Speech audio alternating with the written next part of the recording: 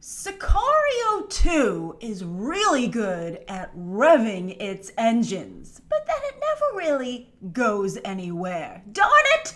And I held out hope that it would until the very end of the freaking movie. Like, they would blare the music and the helicopters would fly majestically over Southern America and Mexico, but then nothing. Nothing on the level of the first movie's border crossing scene, which made that movie. That was exceptional.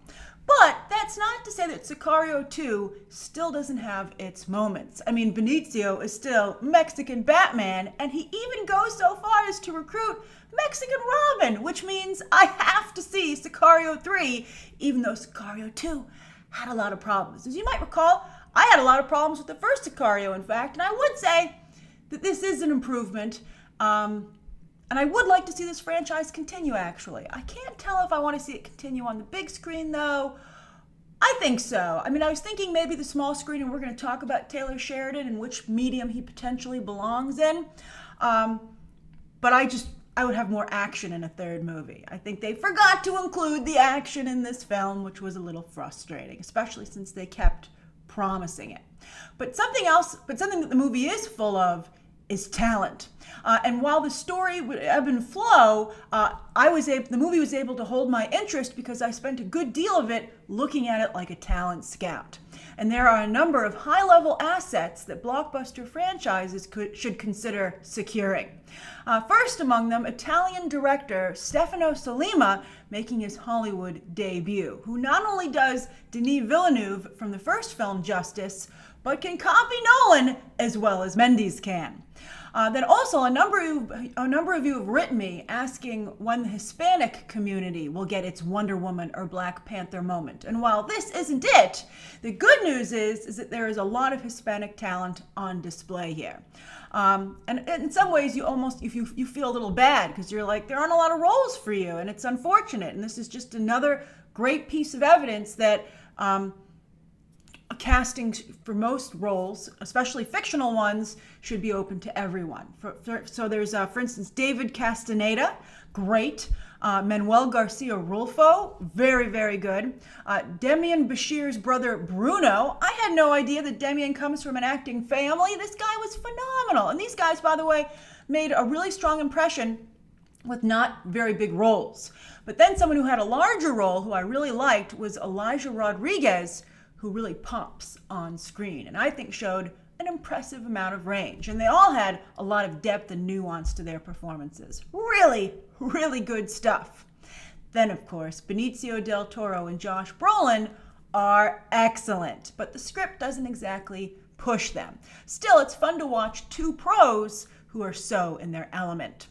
As for Isabela Moner, who, of course, she has her fans, I believe, from her Nickelodeon days, but then a lot of people have a bad Pavlovian response to her from her Transformers experience. Here, and that was a little bit me, I was like, it's that girl from Transformers. But I think that she more than holds her own opposite the adult cast, which is impressive. But before she plays Teen Dora, her next big role, I hope that someone pulls her aside and says, Isabel, you look fantastic. There's no need for you to vogue for the camera so heavily. It's distracting and it's not sympathetic. So I really hope that she stops doing that. I mean, we've all had hair in our face, but I think she has hair in her face a little bit too much. Also, the poutiness, it was just trying too hard. And again, she doesn't need to. She looks fabulous. Then also, I feel obligated to mention that Matthew Modine briefly shows up. I'm glad that Stranger Things has led to other opportunities for him, right? Giving him a little bit of a career resurgence. But he doesn't do much with the little that he's given, so I don't think this career comeback is going to last. I wasn't like, give me more Matthew Modine. I was like, I think I've had enough Matthew Modine. Catherine Keener, though, hot off of The Incredibles 2, nails a teeny tiny role that she's perfect for. And the rest of the cast also does a great job as well. Very well acted film.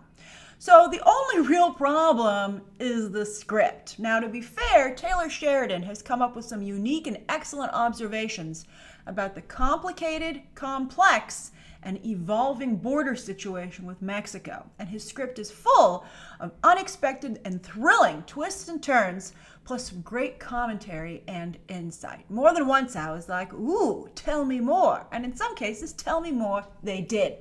But overall, while he did a great job with Hell or High Water, seriously, you might recall that film got like a slew of Oscar nominations. I think it won Screen. I'm not sure. I don't remember off the top of my head. Sorry, I should have looked it up before filming.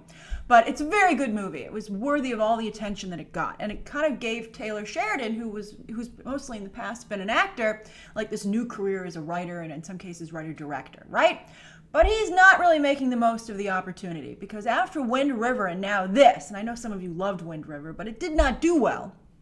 It seems that Sheridan has a tendency not to be cinematic enough with his writing, because too often while watching both of his latest films, I question the need for what I was watching to be on the big screen, both in terms of scale, just not epic enough, again, not enough action, but also pacing issues. I thought maybe he should do more television. He'd have more time to do the character development he clearly so enjoys, and he could really explore things intellectually, and I think the small screen is a little more forgiving if you don't include so much action, right?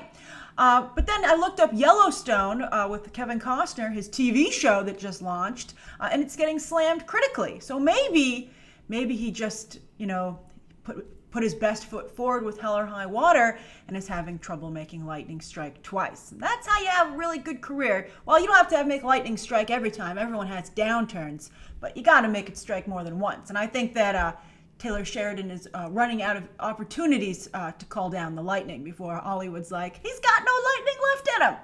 All right, so should you see Sicario 2? It seems like a real mixed bag, right? Well, if you're looking for something to watch, like you just feel like going to the movies, I would go. I mean, I wouldn't rush to see it, but maybe down the line you're looking for something to stream on the airplane or in a hotel, etc. I mean, there's enough good stuff here to make it worth your time, especially if you like this kind of movie, which I would describe as atmospheric crime drama, right? I mean, that's the best description I can come up with for it, because I wouldn't call it thrilling, and I wouldn't call it action-packed, and I wouldn't really even call it political either.